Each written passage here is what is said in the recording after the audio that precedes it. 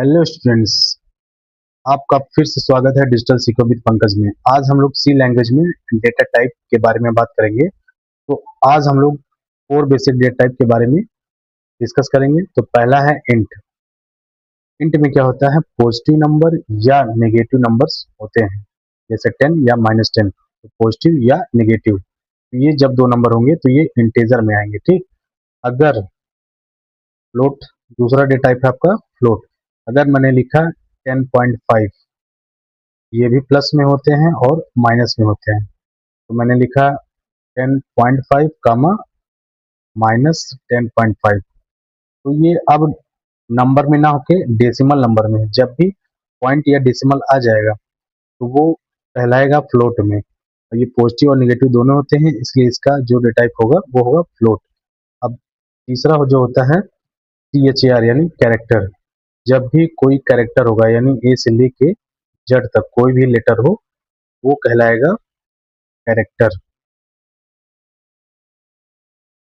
अब स्ट्रिंग एक data type होता है। स्ट्रिंग में क्या होता है, स्ट्रिंग में कोई शब्द हो, यानी कोई शब्द हो या सेंटेंस हो, तो इसको हम लोग कहते हैं कि ये स्ट्रिंग में है। क्या है, स्ट्रिंग में है। तो इस तरह से हम लोगों ने देखा 4 प्रकार के डेटा टाइप है, इंट, फ्लोट, कैरेक्टर और स्ट्रिंग। तो इसी के बारे में हम लोग क्या करेंगे, बारी बारी से वेरिएबल में स्टोर कराएंगे और आउटपुट उसका देखेंगे कि कैसा वहाँ पे दिखता है। तो आइए हम लोग पहले इंट के बारे में देखते हैं। तो सबसे पहले मैं क्या करता हूँ, एक वेरिएबल लेता हूँ x और उसमें 10 स्टोर कराता हूँ। अब x में किस प्रकार का डेटा स्टोर हुआ, इंटेजर, तो इसलिए बताना होगा वेरिएबल में किस प्रकार का डेटा स्टोर हुआ, तो इंट। तो मैंने लिख दिया इंट। अब मुझे देखना है इसका रिजल्ट। तो रिजल्ट देखने के लिए प्रिंटफ फंक्शन का यूज करेंगे और परसेंटेज डी फॉर्मेट स्पेसिफायर होता है इंटेजर का, %d।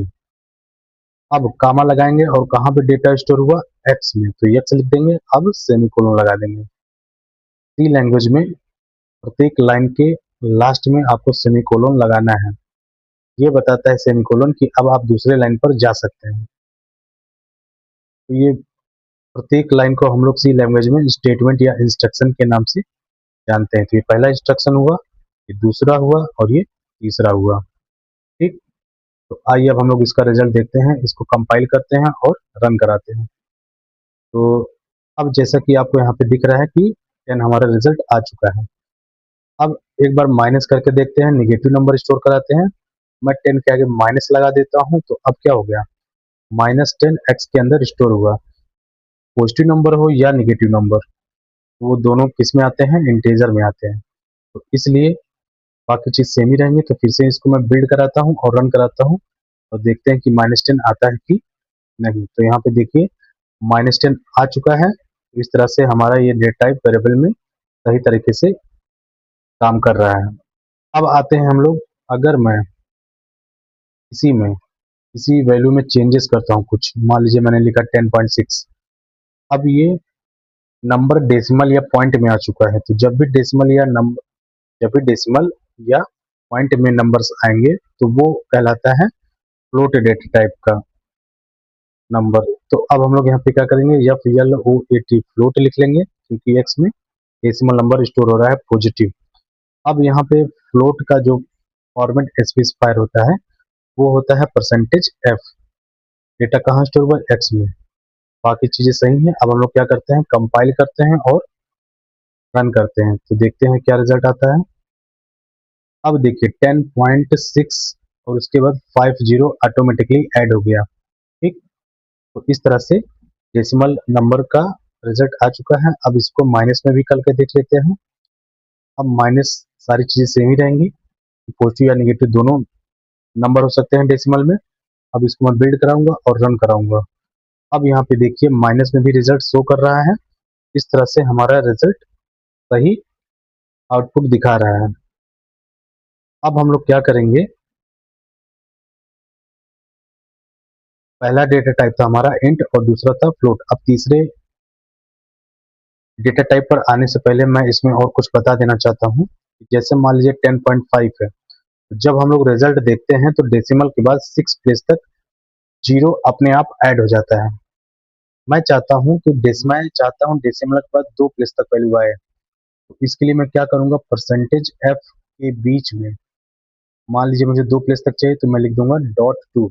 इसी को बोलते हैं डेसिमल प्रिसीजन, यानी डेसिमल के बाद कितने प्लेस तक वैल्यू आनी चाहिए वो आपने फिक्स कर दिया। अब इसको अगर मैं बिल्ड कराता हूँ या रन कराता हूँ, बिल्ड और रन कराता हूँ, तो देखिए अब 10.60 आ रहा है। मैंने फिक्स कर दिया, डेसिमल के बाद 2 ही प्लेस तक वैल्यू आनी चाहिए। अगर मैं यहाँ पे लिख देता 3 या 1 ले देता हूँ, तो देखिए क्या होगा, अब डेसिमल के बाद 1 प्लेस तक ही वैल्यू आएगी। अब देखिए यहाँ पे 10.6 आ रहा है, ठीक। अगर मैं यहाँ पे 3 लिख दूँ, तो अब देखिए क्या होगा, तो यहाँ पर डेसिमल के बाद कितनी वैल्यू आएगी, 3 प्लेस तक। देखिए 10.600। तो इस तरह से आप डेसिमल को फिक्स कर सकते हैं, डेसिमल के बाद कितनी वैल्यू आनी चाहिए वो आप यहाँ से फिक्स कर सकते हैं, जिसको बोला जाता है डेसिमल प्रिसीजन।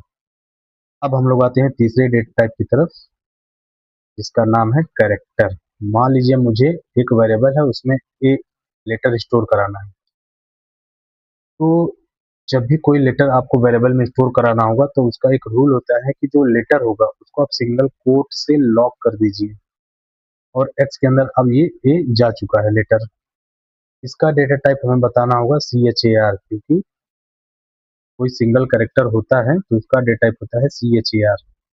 अब ये स्टोर हो चुका है। अगर मुझे इसका आउटपुट देखना है, तो प्रिंटफ फंक्शन का यूज करूंगा और %C लिखूंगा, और यहाँ पर कामा लगा के कहाँ पे रिजल्ट स्टोर हुआ, एक्स में। अब यहाँ पे लिख दूंगा सेमीकोलन। अब इसको मैं बिल्ड और रन कराता हूँ, देखता हूँ रिजल्ट आता है कि नहीं।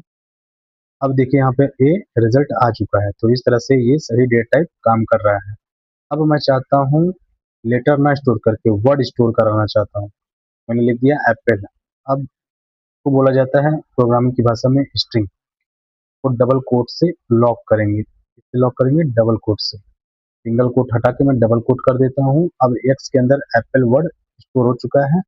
इसका डेटा टाइप CHAR ही होगा, लेकिन स्ट्रिंग बनाने के लिए एक्स के बाद एक सिंबल दे देंगे, स्क्वायर ब्रैकेट। ये बताता है कि ये अब एक्स वेरिएबल जो है स्ट्रिंग डेटा टाइप को स्टोर करेगा। अब यहाँ पर मैं सी की जगह पे लिखूंगा एस, क्योंकि स्ट्रिंग का जो फॉर्मेट स्पेसिफायर होता है वो एस होता है। अब अगर इसका मैं रिजल्ट देखना चाहूँ, तो देखिए क्या होता है, बिल्ड कराते हैं और रन कराते हैं। अब देखिए एप्पल वर्ड आ चुका है, एप्पल वर्ड आ चुका है। तो इस तरह से हमने देखा कैरेक्टर, स्ट्रिंग, और फिर उसके बाद पहले देखा था इंट और फ्लोट। तो इस तरह से 4 बेसिक डेटा टाइप के बारे में आज हमने पढ़ा। और भी डेटा टाइप होते हैं, धीरे धीरे जैसे हम लोग समझते जाएंगे और भी डेटा टाइप के बारे में डिस्कस करते जाएंगे। तो अगर हमारा वीडियो आपको अच्छा लगा हो तो लाइक, सब्सक्राइब और शेयर जरूर करिएगा। Thank you so much.